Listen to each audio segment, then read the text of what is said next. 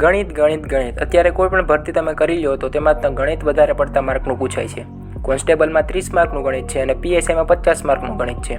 તો રિઝનિંગ પણ આમાં ઘણીવાર આવી જતું હોય છે ગણિતના કોન્સેપ્ટમાં. તો આ દાખલો છે કે 15 રમકડાના 450 રૂપિયા થાય તો 35 રમકડાના કેટલા? તો આ દાખલો જોવા માટે તમારે પહેલાં સૌપ્રથમ સરકારી ભરતીમાં ગણિત સૌથી વધારે પૂછાય છે. અને ગણિત કરવું હોય તો તમારે પાયો નબળો ન હોવો જોઈએ. પાયો તમારો કઠણ બનાવવો પડે, મજબૂત બનાવવો પડે. અને પાયો જો તમારે મજબૂત બનાવવો હોય તો સારી એવી બુક અને સારું એવું માર્ગદર્શન તમારે મેળવવું પડે. તો એ બુક વિશેની આપણે વાત કરવાના છે, સારા એવા માર્ગદર્શનની વાત કરવાના છે, જેથી તમારા ગણિતનો પાયો બેઝિકથી લઈને એડવાન્સ સુધી તમારો મજબૂત બની શકે કોઈ પણ ભરતીમાં.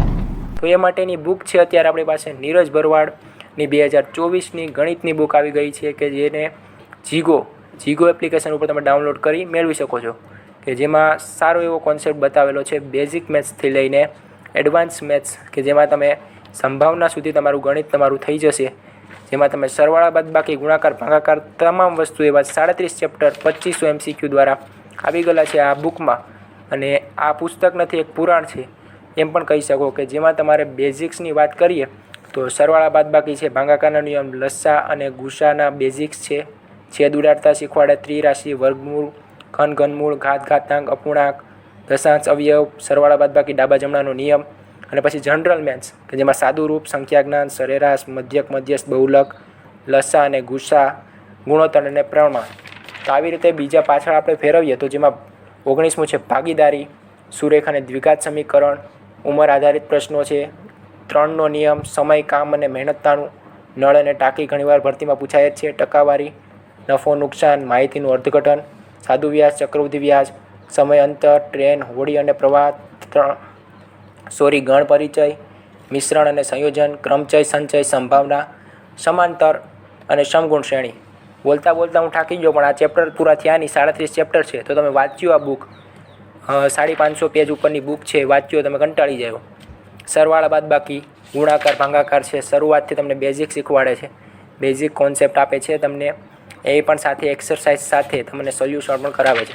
અને તમને જો દાખલા ન આવડતા હોય તો એપ્લિકેશન જીગો એપ્લિકેશન ઉપર તમે કોર્સ બાય કરો તો તમને દરરોજ લાઈવમાં તમને જે લેક્ચર આવે તેમાં તમને આ જે આમાં પ્રશ્ન આપેલા છે તેના સોલ્યુશન સાથે તમને શોર્ટકટ ટ્રીક સાથે મળી જાય.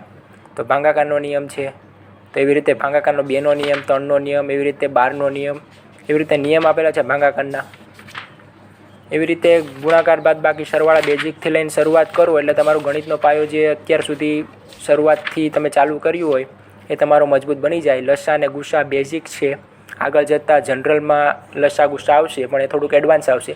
આ બેઝિક્સ છે કે જેમાં તમારે ગુસાની ભાગાકારની રીત છે, લસાની ભાગાકારની રીત છે, પછી શોર્ટકટ રીત છે, એ પ્રકારથી કંઈક બતાવ્યું છે આમાં, કે જેમાં તમને પહેલાં શરૂઆતમાં ઉદાહરણ બતાવે છે, પછી ત્યારબાદ તમારે સેલ્ફ લર્નિંગ કરવાનું છે, સોલ્યુશન હોય છે, પછી છેદ ઉડાડતા.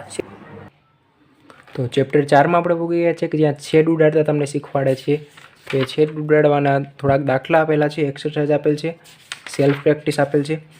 તેવી રીતે સરસ મજાની બુક છે, ઘણા બધા દાખલા આપેલા છે. અને તમને જો ન આવડતા હોય તો એની એપ્લિકેશન છે જીગો, જ્યાં તમારે જઈને લાઈવ લેક્ચરમાં તમે જશો, કોર્સ લેશો, તેમાં તમને લાઈવમાં દાખલા ગણાવશે આખા જે આપેલા છે બધા. ને પાછળ એના જવાબ પણ આપેલા જ છે, જે તમે પ્રશ્ન ગણ્યા હોય એના પાછળ જવાબ પણ આપેલા છે. તો ત્રિરાશિ 5મું ચેપ્ટર છે, તો ત્રિરાશિના પણ ઘણા દાખલાઓ આપેલા છે. તો આપણે એક દાખલો પૂછ્યો તો આગળ 15 રમકડાવાળો, આમાંથી જ મેં લીધો હતો. તો આ એનો જવાબ છે 1050.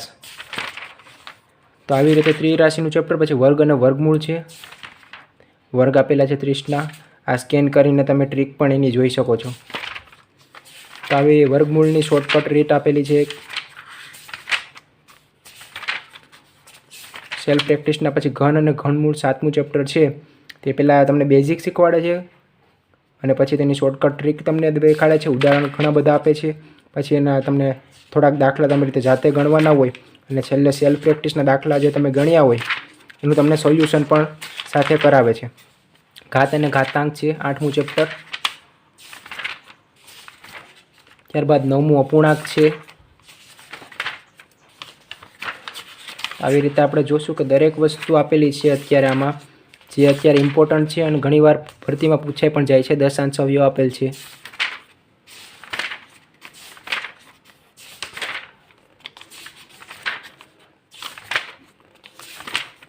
તો સરવાળાવાળા બાદબાકી ગુણાકાર અને ભાગાકાર એ પણ આપેલ છે. પ્લસ માઇનસના ગુણાકાર ભાગાકાર નિયમ આપેલા છે. બેઝિક કોન્સેપ્ટ આપેલા છે. શોર્ટકટ ટ્રિક્સ આપેલ છે. ડાબા જમણાનો નિયમ આવી ગયો અહીંયા. તો આવી રીતે ડાબા જમણાનો નિશાનીવાળો નિયમ પણ આવી ગયો આમાં. નિયમ તમને મુદ્દા વાઇઝ સમજાવેલ છે. એક નિયમ 2, પછી થોડાક ઉદાહરણ આપી ગયેલ છે, એક્સરસાઇઝ આપેલ છે, સેલ્ફ દાખલા આપેલા છે, અને પછી સોલ્યુશન આપેલા છે. પછી સાદું રૂપ, જેને સાવ ગણિતનો પાયો નબળો હોય તો તમને બેઝિકથી આમાં શીખવાડશે.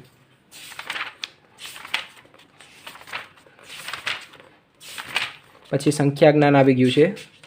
કઈ સંખ્યા કહેવાય? વાસ્તવિક, કાલ્પનિક, સમય, અસમય, પૂર્ણાંક, અપૂર્ણાંક, પૂર્ણ, ઋણ. આ સંખ્યા પૂછાય જ છે દર વખતે ભરતીમાં. સંખ્યાના પ્રકાર આવી ગયા છે, એની કયા રાશિ વડે દર્શાવાય, એમાં કઈ સંખ્યા આવે. તો મસ્ત મજાનું એવું સમજાવેલું છે કે જે તમે બીજી ચોપડી લઈને કરવા જશો તો અહીંયા તમને અઘરું પડશે નોટ્સ બનાવવામાં. તો અહીંયા નોટ્સ આપેલા છે, સાથે દાખલા પણ આપેલા છે.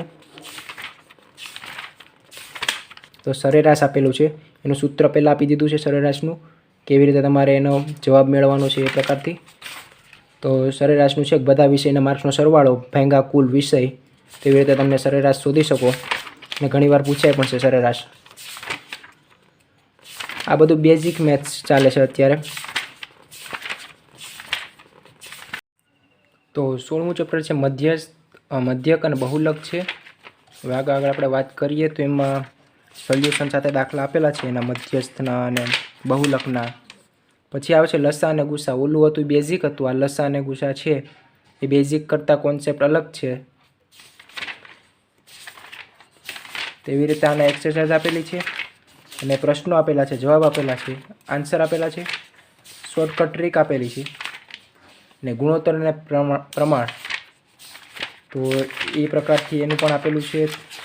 ત્યારબાદ આપણે જોશું 19મું ચેપ્ટર. તમારી પાસે કઈ બુક છે ગણિતની કોમેન્ટ કરજો. સાથે તમે કઈ બુક યુઝ કરો છો વાંચવામાં, કઈ ભરતીની તૈયારી માટે એ પણ કોમેન્ટ કરજો. અને સાથે જેણે આ બુક બાય કરી હોય એ પણ કોમેન્ટ કરજો તમને કેવી લાગે છે. 19મું છે ભાગીદારી. એમાં મૂડી રોકાણના દાખલા હોય છે ઘણા બધા. તો સુરેખ અને દ્વિઘાત સમીકરણ 20મું ચેપ્ટર છે, જે આપણે 9મા 10માનું ગણિત એક પ્રકારથી જોઈએ તો એ આવી ગયું. આમાં એક ચલ સુરેખ સમીકરણ કોને કહેવાય, પછી દ્વિચલ સુરેખ સમીકરણ આવે, 2 સમીકરણવાળા આવે, પગ માથાવાળા પ્રશ્નો હોય, દ્વિઘાત સમીકરણ કોને કહેવાય, એ પ્રકારની એક્સરસાઇઝ, અને પછી એના સોલ્યુશન હોય. અને ત્યારબાદ આપણે 21મું છે ઉંમર આધારિત પ્રશ્નો, જે ઘણીવાર પૂછાય છે અને એમાં જ લોકો અત્યારે માર્ક ઘટી જાય છે તમારા. તો 22મું છે ગણનો નિયમ. તો એમાં 3 પદવાળી, પછી બીજું છે એમાં બસ એક્સરસાઇઝ આપેલી છે અને દાખલા આપેલા છે, સોલ્યુશન આપેલું છે. પછી સમય, કામ અને મહેનત તાણ. તો કોન્સેપ્ટ એક પ્રકારથી આપી દઈએ અને પછી એના દાખલા થોડાક આપી દઈએ અને તમારે જાતે સોલ્વ કરવાના અને પછી જવાબ આવી ગયેલા હોય. એવી રીતનું કંઈક છે એ અત્યારે. ને પછી આવે છે આપણું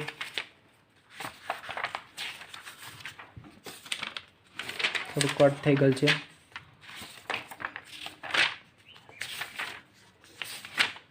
નળ અને ટાંકીના દાખલા ઘણીવાર પૂછાય છે અને ખૂબ ઉપયોગી એવા દાખલા હોય છે. નળ ટાંકીના હોય જ છે દર વખતે, કોઈ પણ ભરતીમાં તમે લઈ લો. પછી ટકાવારી છે, ટકાવારી પણ હોય છે. સાથે આગળ આવશે નફો અને ખોટ, એ પણ ઘણીવાર પૂછાય છે. ટકાવારીમાં ચક્રવૃદ્ધિ વ્યાજ ને સાદું વ્યાજ ને બધા દાખલા હોય જ છે. તો ઘણી મોટી બુક છે, આપણે પાના ફેરી ફેરીને થાકી જાય પણ તમે રીડિંગ કરવામાં થાકવાના છો. નફો અને ખોટ ઘણીવાર પૂછાય છે. 10%, 20%ના લેખે નફો ખોટ પૂછાય છે, તો એ પણ તમારે કરી લેવા દાખલા. ઘણા બધા ઉદાહરણ આપેલા છે. તમે ગણીને થાકી જાય અને તમને જવાબ ન આવડતો હોય તો કોર્સ લઈ લેવો. માહિતીનું અર્થઘટન 27મું છે. આ લેખ ઉપરથી અર્થઘટન કરવાનું, જે રીતે આપણે ગુજરાતીમાં કોમ્પ્રિહેન્શન હોય એવી રીતે. સાદું વ્યાજ, તો સાદું વ્યાજનું સૂત્ર આપેલ છે. પછી સાદું વ્યાજ જેવું પતે ત્યારબાદ આવે આપણે ચક્રવૃદ્ધિ વ્યાજ આવે. એનું સૂત્ર છે, બેઝિક દાખલા છે અને કોન્સેપ્ટ આખો આપેલો છે એના વિશેનો. તો પછી સમય અને અંતર, તો એના સૂત્ર આપેલા છે, દાખલા આપેલા છે.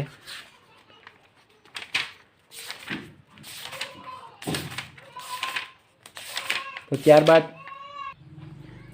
31મું છે ટ્રેન, અને ટ્રેનના દાખલા આપેલા છે. જેવી રીતે ઝડપના હોય પૂછાય ઘણીવાર. ને પછી આપણે આવે છે આમાં હોડી અને પ્રવાહ. આ દાખલા પણ તમારે કરી લેવાના. આ એક પ્રકારથી રિઝનિંગ જેવું આવી ગયું. આ અત્યારે આપને લાગે કે ગણિત છે, પણ આ રિઝનિંગમાં આવા જ પ્રશ્નો આવે છે. હોડીના સમયાંતરના છે, નળ ટાંકીના છે. 33મું છે ગણ અને પરિચય.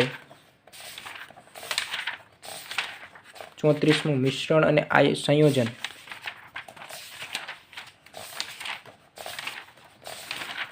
તો આવી રીતની અત્યારે 35મું ક્રમચય અને સંચય. તો આપણે અત્યારે પેજ નંબર 554 પૂગી ગયા છે. 36મું છે સંભાવના. તો અત્યારે આપણે 10માનું ગણિત એક પ્રકારથી કહેવાય કે 10મામાં સંભાવના સબ્જેક્ટ આવે. તો 10મામાં નો આવે, 11મામાં અને 12મામાં સંભાવના આવે. 12મામાં અને 11મામાં આંકડાશાસ્ત્રની સંભાવના જેવું આવતું હોય તો 11મામાં સંભાવના આવે. એ અત્યારે આપણે પૂગી ગયા છે. તો આવી રીતનો કંઈક છે. અને હવે સંભાવના પછી છે છેલ્લું શ્રેણી અને શ્રેઢી. આ પણ ઘણો કોન્સેપ્ટ પૂછાય છે પરીક્ષામાં ઘણીવાર. સમાંતર શ્રેણીના સરવાળાને. તો આવી રીતેના સૂત્ર આપેલા છે, શોર્ટકટ ટ્રીક આપેલી છે, એક્સરસાઇઝ ઘણી બધી આપેલી છે, સોલ્યુશન આપેલા છે. ને બસ હવે 592 પેજ આપણે જોઈએ. અહીંયા અત્યાર સુધી 592 પેજમાં એટલું બધું કોન્સેપ્ટ આપેલા છે. 37 ચેપ્ટર આપેલા છે. અને આવી રીતની કંઈક પ્રકારની બુક છે. તમારે જો મંગાવવાની હોય તો જીગો એપ્લિકેશન છે, ડાઉનલોડ કરી લેજો. આ નંબર પર કોલ કરીને મંગાવી લેજો. સારા એવા ડિસ્કાઉન્ટમાં અત્યારે મળતી હશે તો મંગાવી લો. અત્યારે બેસ્ટ બુક છે, કારણ કે આમાં અત્યારે basic concept, general maths, advance મેથ્સના 37 ચેપ્ટર તમને આવી ગયા છે. અને સરળ ભાષામાં શોર્ટકટ રીતે કરેલ છે. તો આજની તમને વિડીયો કેવો લાગ્યો જરૂર કહેજો. અને મળીએ નવા વિડીયોમાં. ત્યાં સુધી જય હિન્દ, જય ભારત.